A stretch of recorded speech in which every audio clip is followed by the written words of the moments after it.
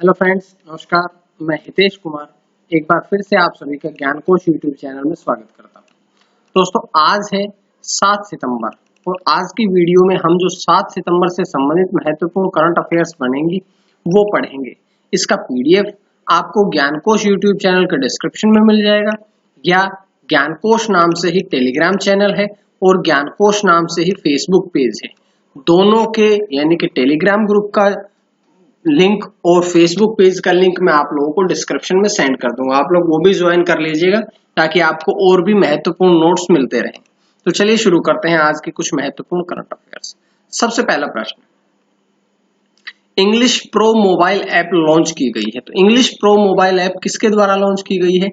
ये लॉन्च की गई है केंद्रीय शिक्षा मंत्री रमेश पोखरियाल निशंक द्वारा। अब आप लोगों को एक प्रश्न और भी यहां से मिलेगा कि पहले जो एमएचआरडी था उसी का नाम बदल के अब केंद्रीय शिक्षा मंत्री कर दिया गया है, तो इस शिक्षा मंत्रालय कर दिया गया है। तो इस बात को आप लोगों ने पढ़ना है कि अगर आपसे पूछा जाता है एमएचआरडी, तो जो शिक्षा नीति आई थी 2020 उसमें एमएचआरडी का नाम बदल के शिक्षा मंत्रालय कर दिया गया था और वर्तमान में केंद्रीय शिक्षा मंत्री कौन है? रमेश पोखरियाल निशंक। तो ये इंग्लिश प्रो मोबाइल ऐप उन्हीं के द्वारा लॉन्च की गई है और इसे विकसित किसने किया है? तो जो इंग्लिश प्रो मोबाइल ऐप है इसे हैदराबाद स्थित, ये गलती से लिखा गया, हैदराबाद स्थित English and foreign language university द्वारा इसे विकसित किया गया है। तो इस बात को आप लोगों ने पढ़ना है। उसके बाद देखिएगा, ये इंग्लिश प्रो नामक मोबाइल ऐप लॉन्च की गई है। तो इंग्लिश प्रो नामक मोबाइल ऐप लॉन्च की गई है, तो हम इस मोबाइल ऐप के बारे में पढ़ते हैं। मोबाइल एप्लीकेशन इंग्लिश प्रो जो है वो देश के किसी भी विश्वविद्यालय द्वारा शुरू की गई अपनी तरह की पहली पहल है। ये शिक्षार्थियों को अनूठे भारतीय तरीके से भारतीय अंग्रेजी उच्चारण विकसित करने में मदद करती है कि जो इंग्लिश की जो लैंग्वेज है या इंग्लिश का हिंदी में रूपांतरण करते हैं या जो उच्चारण करते हैं उसके लिए ये मदद करेगी। साथ ही यह भविष्य में बड़े स्तर तक शिक्षार्थी समूहों की जरूरतों को संबोधित करने के लिए मोबाइल एप्लीकेशन के अधिक उन्नत संस्करणों के साथ भी आएगा। तो ये जानकारियां थी हमने पढ़ी है जो इंग्लिश प्रो मोबाइल ऐप के बारे में। लेकिन मुख्य रूप से आप लोगों ने ये पढ़ना है कि ये मोबाइल ऐप उच्चारण शुद्धि पर ध्यान देगी। तो चलिए अब हम बढ़ते हैं अगले प्रश्न की तरफ।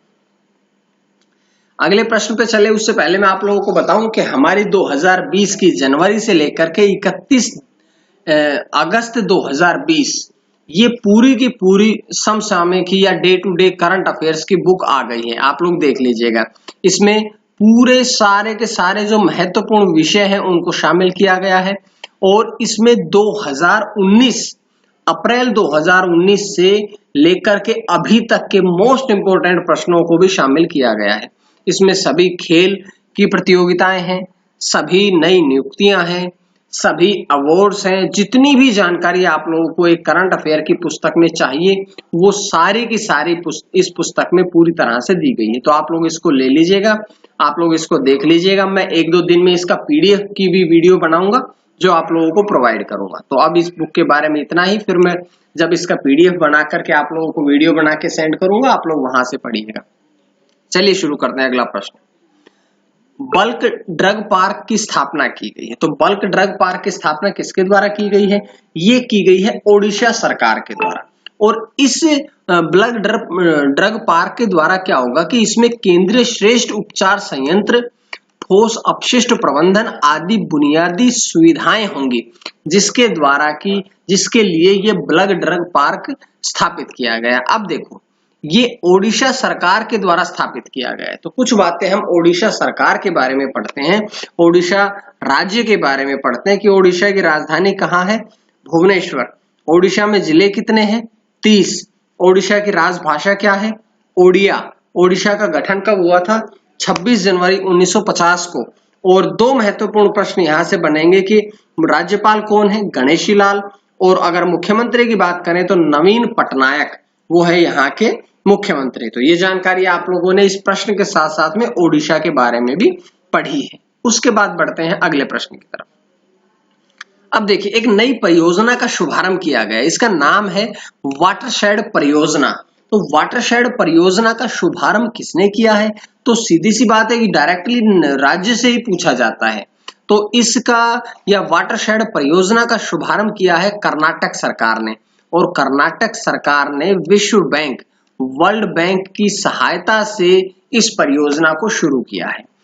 कर्नाटक राज्य के 10 जिलों में 1 लाख हेक्टेयर बंजर भूमि जो थी, 10 लाख, माफ करिएगा, 1 लाख नहीं, 10 जिलों में 10 लाख हेक्टेयर बंजर भूमि को ही वाटरशेड विकास के तहत मंजूरी दी गई है।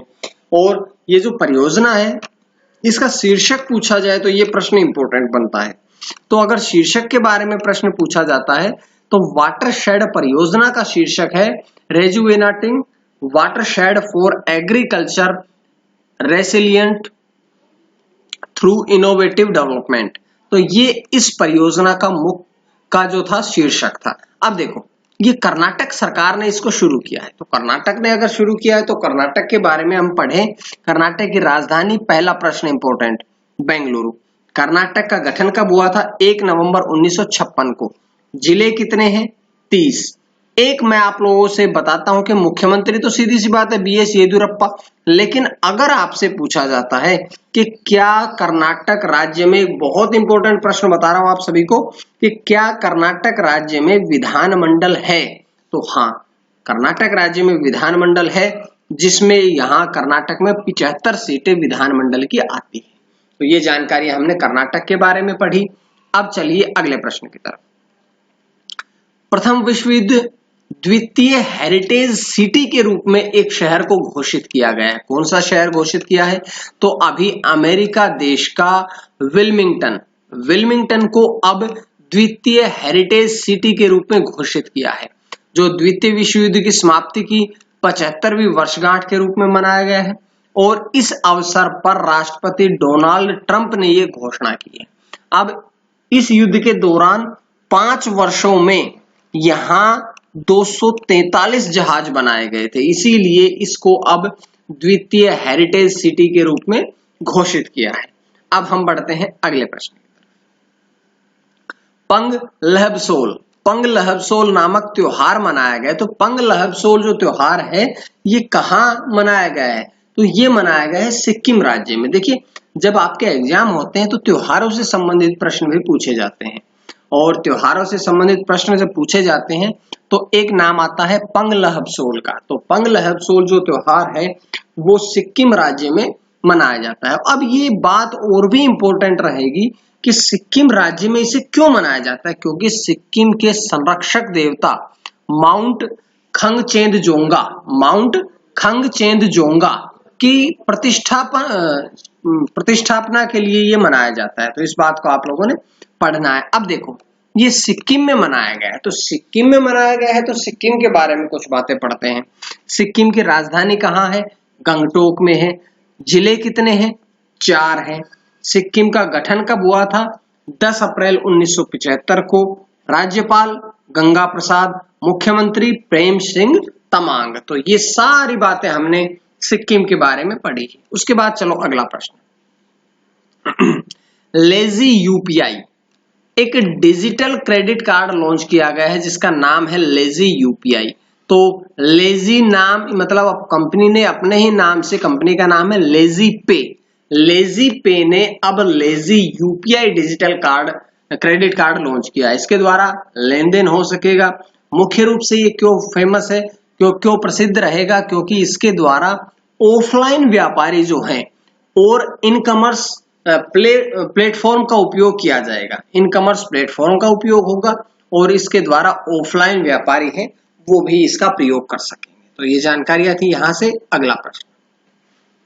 सौर ऊर्जा संचालित विमान से विश्व की पहली छलांग लगाई गई। देखिएगा, ये नहीं पूछा गया कि विमान से विश्व की पहली छलांग, क्योंकि विश्व की पहली छलांग तो बहुत पहले लगाई जा चुकी है विमान से, लेकिन पूछा ये गया है कि जो विमान सौर ऊर्जा से चला हो, संचालित हो। अब सौर ऊर्जा से संचालित विमान से विश्व की पहली छलांग किसने लगाई है? तो ये लगाई है पैराशूटिस्ट राफेल डोमजन ने। और कहां लगाई है? तो पश्चिमी स्विट्जरलैंड के ऊपर लगभग 5000 फीट की ऊंचाई से उन्होंने छलांग लगाई है और 150 किलोमीटर प्रति घंटा की स्पीड से वो नीचे आए थे। तो ये जानकारी आपको यहां से मिली।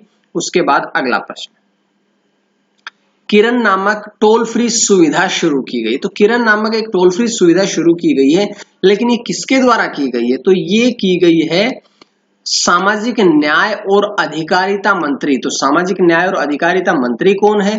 थावर चंद गहलोत। तो थावर चंद गहलोत के द्वारा किरण नामक टोल फ्री सुविधा शुरू की गई है। इसके द्वारा क्या होगा कि जो विकलांग व्यक्ति है उनका सशक्तिकरण हो पाएगा। विकलांग व्यक्तियों के सशक्तिकरण विभाग द्वारा मानसिक बीमारी से पीड़ित लोगों को राहत और सहायता प्रदान की जाएगी। इसी बात को देखते हुए सामाजिक न्याय और अधिकारिता मंत्री थावर चंद गहलोत ने किरण नामक टोल फ्री सुविधा शुरू की है। उसके बाद आज का अंतिम प्रश्न, बजाज आलियांस के नए ब्रांड एम्बेसडर बनाए गए। तो बजाज आलियांस के नए ब्रांड एम्बेसडर कौन बने हैं? तो भारतीय अभिनेता आयुष्मान खुराना। आयुष्मान खुराना को अब बजाज आलियांस का नया ब्रांड एम्बेसडर बनाया गया है। तो देखो ये बजाज आलियांस ने बनाए हैं। तो बजाज आलियांस मुख्य रूप से जो है वो इंश्योरेंस कंपनी है। इसकी स्थापना 2001 में हुई थी। उसके बाद अगर हम हेडक्वार्टर की बात करें तो इसका मुख्यालय है पुणे में, और अगर हम बात करें इसके एमडी और सीईओ की तो तपन सिंघल जो है वो इसके एमडी और सीईओ है। तो ये सारी जानकारी आज की वीडियो में मिली। उम्मीद है आप सभी को वीडियो पसंद आई होगी, और अगर पसंद आई तो आप लोग ज्ञानकोश यूट्यूब चैनल को सब्सक्राइब करें ताकि आपको डेली इसी प्रकार से वीडियोस मिलती रहें। टेलीग्राम चैनल का नाम भी ज्ञानकोश है और फेसबुक पेज का नाम भी ज्ञानकोश है। आप लोग जुड़े रहिएगा। मैं आपको करंट अफेयर के अलावा भी बहुत से नोट्स सेंड करता हूं। आप लोग सब्सक्राइब कर लीजिएगा चैनल को, और आप लोग बेल आइकन जरूर दबाएं ताकि आपको डेली नोटिफिकेशन मिलता रहे। आज के लिए इतना ही। मां सरस्वती की कृपा आप सभी पर बनी रहे। आप सभी का बहुत बहुत धन्यवाद।